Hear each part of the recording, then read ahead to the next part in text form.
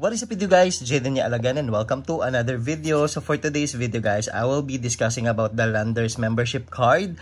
Paano ko siya nakuha ng libre? Yes, actually, parang I think you'll be able to get this for 750 pesos if I'm not mistaken. That's for the 1 year na membership. But in this video, I will be discussing paano kayo pwede makakuha ng libreng Landers membership card. Also, I'd like to talk about sulit ba siya, worth it ba siya, etc. etc. No? So, yeah, if you're interested to this kind of content, you guys know what to do. Please keep on watching. The way your body syncopates, you're driving me crazy. If you're new to my channel, welcome. If you're here for quite some time now, welcome back. In my YouTube channel, I'm doing reviews, reactions, and also vlogs. And if you haven't subscribed to my channel yet, I will appreciate if you will click that subscribe button there. Yes, we're actually super duper close to reaching 20,000 subscribers. Sobrang lapit na. I'm also thinking na magpa-giveaway ako when we reach the 20,000 subscribers. Yes, antayin nyo yun. But I'm really planning for that, guys.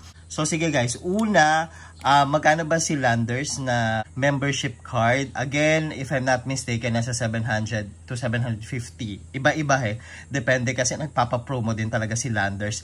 Paano ba nag-work itong membership card? Hindi ito siya prepaid card, guys. So you will not be able to use this for your payment and all that. Hindi mo siya pwedeng loadan. This is like literally a membership card. Para siyang SNR, if you're familiar with SNR. Ganun siya nag-work. Hindi ka papapasukin sa Landers kung wala ka nito because it's a membership card thing. Parang ganyan siya, okay? Ngayon, it's a bit expensive kasi you have to pay pa mga 800 pesos, no? Just for you to have the membership. Pero, ang maganda kay Landers, like for example, meron ka ng card or member ka na nila, pag mag-renew ka, kasi 1 year lang yung validity nito, guys. Halimbawa, kinuha mo siya ng, sabihin natin ngayon, April 2025. So, that's until April 2026. Pag nag-expire na siya, you can actually renew, but you're gonna pay na lang ng 300 pesos. So, medyo mababa yung parang renewal fee niya. So yun guys, yung sa Landers na membership card. Ngayon, in my case guys, nakuha ko siya ng libre lang. Literal na libre. I didn't pay for it kahit mga piso lang. Wala akong binayad. Even yung pagkuha ko nito sa mismong Landers na store, wala rin akong binayad. So isi-share ko sa inyo paano yun guys. Ito siya guys. Yes, I was able to get the free Landers membership card through my Maya account. Yes, kung meron kayong Maya, actually nakipag-partner si Landers kay Maya. 'Di ba meron din si Maya na credit card na parang specifically in partnership with Landers, no? In my case, nagulat na lang ako, nag-text si Maya sa akin na I have one of the vouchers. Actually, marami silang voucher si Maya. Marami siyang pa-voucher.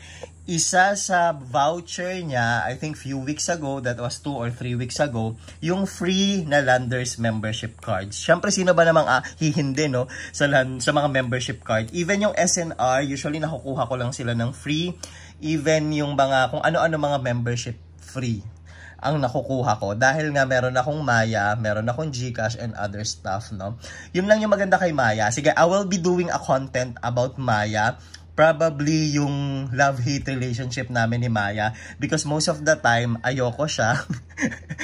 Pero may mga instances na hindi ko rin talaga siya fully ma-hate kasi madaming maganda yung PR ni Maya, no? But that would be in a separate video na lang.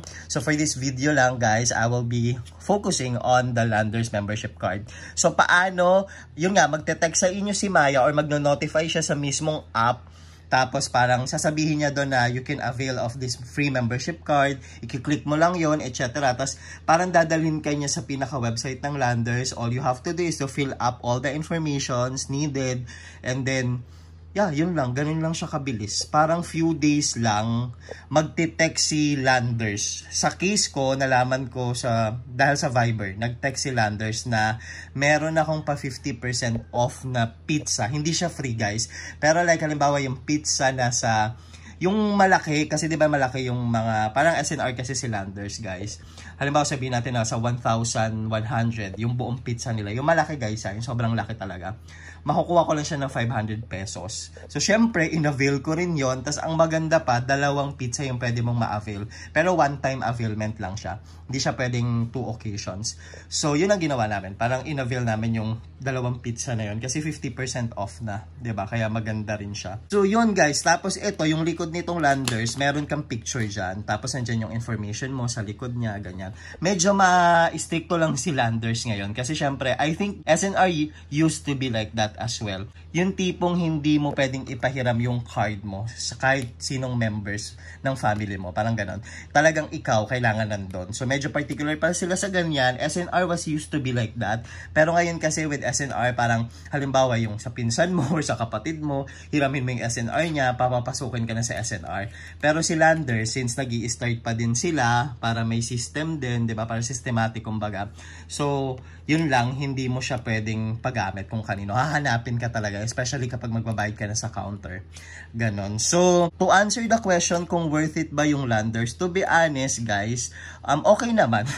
I mean, if you are someone now planning to get a membership, consider nyo muna looking at your Maya sa app nyo kasi sayang din di ba? You'll be able to save mga 750 to 800 pesos. Malaki na rin yun, di ba? At mamamaximize mo rin yung Landers membership card mo, no? But when it comes to the Landers mismo, yung superstore, I mean yung supermarket nila, even yung ano nila meron din kasi silang parang restaurant, no, nakatabi. And same din yon, hindi ka makakakain doon if you don't have a Landers membership card, no. So ganun mo siya sobrang kailangan.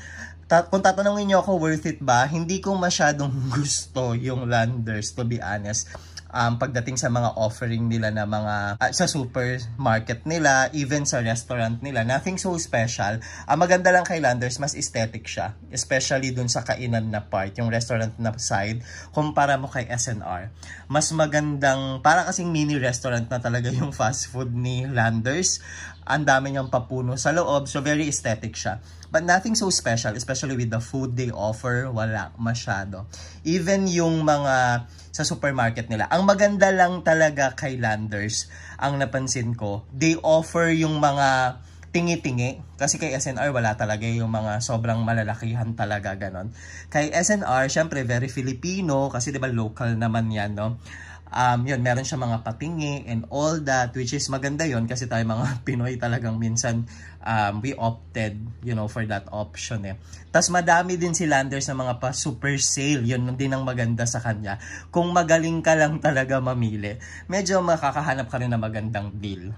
So, yun yung maganda kay Landers. But overall, when it comes to the pricing, hindi naman mura si Landers, to be honest. Hindi siya mura. In fact, I feel like medyo magka-same or siguro medyo mas mataas ng konti kay SNR, pero hindi mura si Landers. I think mas mura pa rin talaga si Pure Gold kung yan ang concern nyo. Halimbawa kung ang concern nyo makamura, Landers is not a place to go to. I think talagang si Pure Gold pa rin, no? Pero syempre magkaiba naman sila kasi si Landers may konsepto din siya ng wholesale and all that, para siyang SNR. So yun guys, nakuha ko si Landers, no, yung membership niya na free lang dahil kay Maya. Yun ang maganda kay Maya, may mga pagganyan siyang effect, basta lang talagang ginagamit mo si Maya. Or halimbawa, talagang nagde-deposit ka sa kanya, nagwi-withdraw ka sa kanya and all that. Basta pag nakita naman ni Maya na you're actually a member na active member, I think that's the right term to use.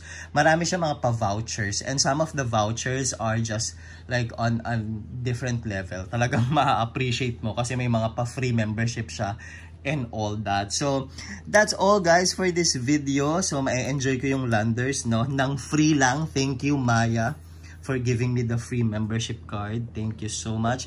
And guys, again, I will be creating more content about Maya and other digital wallets, other savings pa na cards. If you're interested to this kind of content, you guys know what to do, guys. Please click that subscribe button. We will be celebrating 20,000 subscribers soon, super soon. Thank you, guys. I hope I'll see you again on the next one. Bye for now, guys. Bye-bye. The way your body syncopates.